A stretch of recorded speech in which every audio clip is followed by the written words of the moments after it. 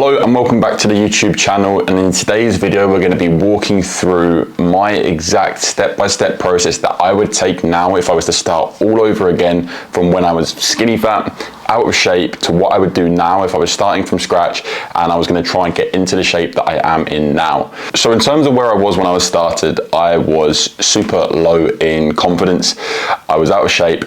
I didn't quite know what I needed to do to try and get in shape. I was lacking knowledge regarding nutrition, regarding diet, training. Although I was watching lots of things online, I was trying to pick up some knowledge from there. Ultimately, I was in a rut. I was stuck in this position where I just didn't know what I wanted to do and I didn't know what I needed to do. But I knew one thing was for certain, was that I didn't want to be low in confidence. I didn't want to not like how I looked. I didn't want to wake up in the morning, look in the mirror and not be proud of what looked back at me. And I was just in that position where I needed to make change. But if you were to sort of summarize what my physique and my body was like when I started, I was ultimately what you would say is skinny fat. I had no muscle, I had too much body fat, a little bit of a belly, chubby face, as you can probably see in the photos, but I just knew I needed to make a change and I wanted to make a change. Now, in terms of the mistakes that I made when trying to get in shape, because I tried so many times to try and get into shape and try and stay consistent with my training and nutrition, but ultimately I went down the wrong route. I didn't try the right things, and that's why I know now when I work with the guys that I work with, what doesn't work, what I tried, the slip-ups that I made so many times before. And because I made these mistakes, I've learned the lessons and I've got the scars to show. So now all the guys that I work with, they will not make the same mistakes that I once did, because I can definitely make sure that they go down the right path instead of the paths that I went down. Now, the paths that I went down that were incorrect and wrong were low carb diets, low fat diets, and this ultimately led to crazy low levels of energy. I thought cutting out carbs and cutting out fats would help me lose fat, but in fact it was the opposite. It made me fall off track. It damaged my testosterone levels. Low fats, just brought my testosterone levels down. My energy was poor and I wasn't able to stay consistent, because if you go low fat and low carb, you are never going to be able to eat the foods you enjoy. You're never going to be able to stay consistent to the diet, and therefore, after only a few weeks, you'll find yourself falling off track and getting frustrated. With my training, I tried bro splits. I tried just like absolutely hammering arms for an entire day, an entire session. I tried to, just focus on like one muscle group. That just wasn't efficient. I was someone who needed very much to get in, get the job done, be efficient with my time in the gym and get out, but I just wasn't doing that. I was trying these bro splits because that's what I saw online. I thought that's what worked, but that wasn't the case at all. I thought if I lifted heavy and I just went straight to the big weights, that was going to make a change and make an impact, and I was going to suddenly build muscle, but my form was terrible, my execution was awful, and I was just ego lifting. And ultimately, I just kept trying over and over and over again, generic things that I saw online, generic diets, things that these so-called fitness influencers would be posting about and thinking that's how they got in shape, I'm going to do the same. But in reality, that wasn't the case. But reality is I just kept trying the same thing over and over again, expecting a different result.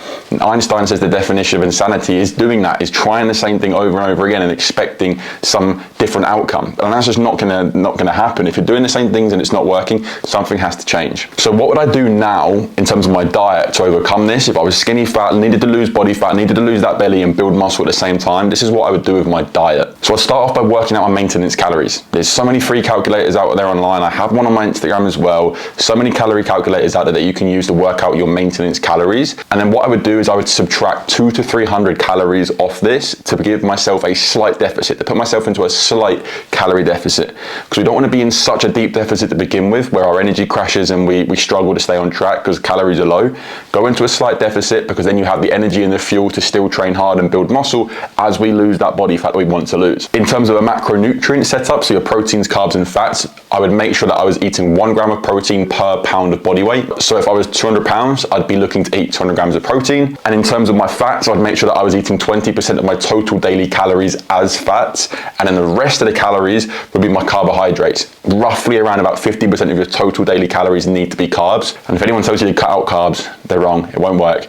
You'll fall off track. You'll never be able to sustain it. So make sure we consume carbs, around 50% of our total daily calories, but make sure that your carbs, the majority of them come in pre and post training session. What I would also make sure that I would do would be eat around 80% of my total diet would be in the form of whole foods, and then 20% would be your snacks, your treats, your little sweet treats, the things that you ultimately do want to be eating. Make sure there's room for those in the diet, because this allows you to stay really consistent. And like I've said here, if you keep the foods in the diet that you want to be eating, that you enjoy, that will lead to greater consistency. And if you can nail the diet without over restricting, you are going to be able to sustain the results for a much longer period of time. Because if you cut out foods to try and get in shape, inevitably you are going to want to eat those again, and that's where everyone gains the weight back.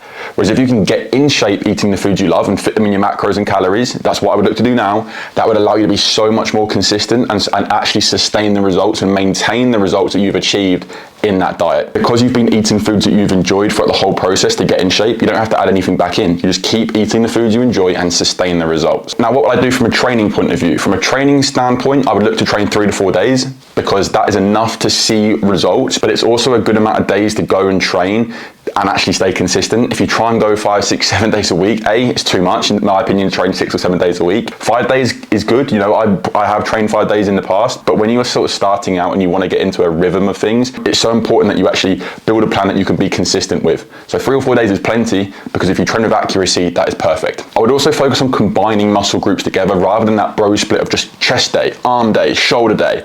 I'd combine muscle groups to be much more efficient with my time. Things like chest and back, chest and shoulders, quads, delts, arms together in one. Merging muscle groups together can be a fun way to train, but also a very efficient way to train as well. And then rather than just going and lifting crazy heavy weights and trying to fuel my ego, I would focus on time under tension, I'd focus on accuracy, and I'd focus on the execution of the movement. Once I've nailed these down and I'm performing the movement really well, really feeling it in my muscles, then I can look to apply progressive overload, then I can look to try and lift heavier. But I'd look to nail those fundamentals and be accurate and execute the movement perfectly before I'd look to lift heavy. And then ultimately in my mind, I'd be saying, look, focus on continuous improvement. That Japanese word kaizen, continuous improvement. Just every day trying to turn up and be better and better, look to improve in the gym from an accuracy point of view, but then also looking to get stronger. Each week, every couple of weeks, try to progress in terms of strength as well. And then in terms of cardio, I would not be trying to lace up the running shoes and do hours and hours of cardio, run marathons here. To start with, I would look at just doing a little bit of cardio only when necessary. So things like daily steps, get them in from the word go. Just look at adding like 2,000 to 3,000 on top of your daily average now. Don't look at just going straight for the 10, 12,000 steps that everyone says.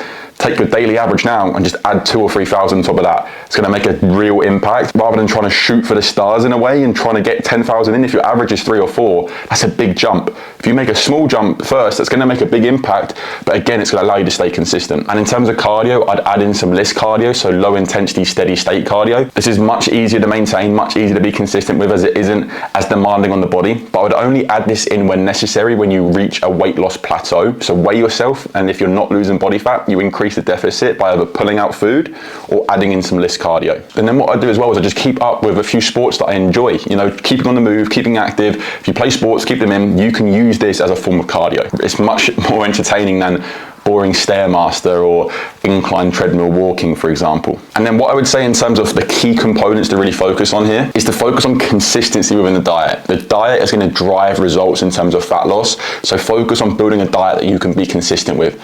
Always looking to incorporate foods you love and you enjoy, as long as you can fit them in your calories and your macronutrients. With training, I'd look to make sure I was nailing form and execution before weight, and then eventually I would start to look at just getting stronger and stronger each week once I've nailed down the execution and accuracy. I'd also be looking to tell myself, because I'm starting out in this position, I'd be saying, look, you can enjoy life. You can still go out and see friends and family, eat out at restaurants, attend social events, your football at the weekend, have a few beers, whatnot. Enjoy life. This doesn't need to take over your life. You can very much get in amazing shape whilst being able to live the lifestyle that you want. And that's exactly the sort of thing that I teach all of the guys that I work with, is how you can enjoy your life and still get results. We're not all trying to be bodybuilders here, chicken and broccoli out of Tupperware containers 5 times a day. That's not realistic. If you want to get in great shape whilst living a good life, you can very much do so. Ultimately, if I started with this method and this process back then, I'd have got into the shape I am now a lot quicker and a lot more efficiently.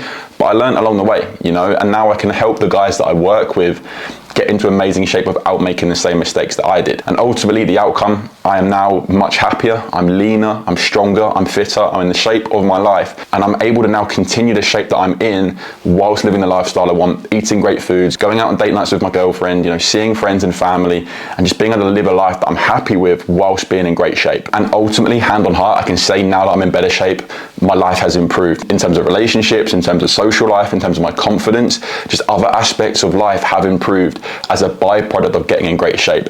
And all the guys that we work with say the same things. You know, yes, they get in amazing shape, yes, they get the results, they drop pounds of body fat, they get in amazing shape, but other aspects of life massively improve as well. And ultimately, I've done this myself. I really want to help you do the same. So if you're someone who is frustrated that they haven't been able to see the change and haven't been able to get the results that they want, you've tried and tried again, you're looking to lose body fat, you want to lose that sort of stubborn fat around the midsection, you want to build some lean muscle and get yourself in the shape of your life, then what you can do is click the link down below and you can actually apply and book in a call one-to-one with myself where we can have a chat and go through your goals in detail, what it is you really want to achieve, and see if we can create a game plan to help you get there. Ultimately, I hope this video was useful, you know, talking through, you know, what I do if I was starting again now and a little bit about my journey.